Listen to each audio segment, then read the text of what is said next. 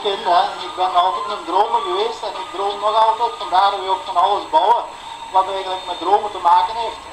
Wat ik het leukste vind aan dit is eigenlijk het op het water natuurlijk. In een auto rijd je alle dagen, maar vooral het in en uit water rijden, dat is eigenlijk het meest plezante. Het gevoel van, ik rijd met een auto het water in en voilà, dat ding blijft drijven, dus je hoeft niet direct de brandweer te bellen, dat ik dat zeker.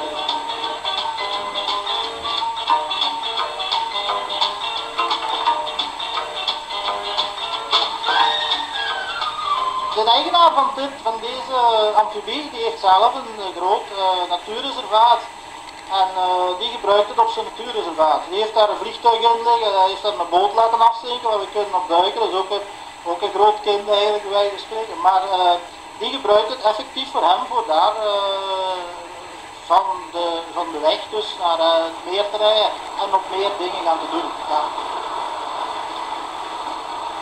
Met ditzelfde voervaartuig heeft die Engelsman van Dover naar Calais gevaren, wat ook wel een heel prestatie is natuurlijk, want je hebt dan nog rekening te houden met golven en met stroming en zo, dus ja, dus wel een degelijk iets toch wel, ja.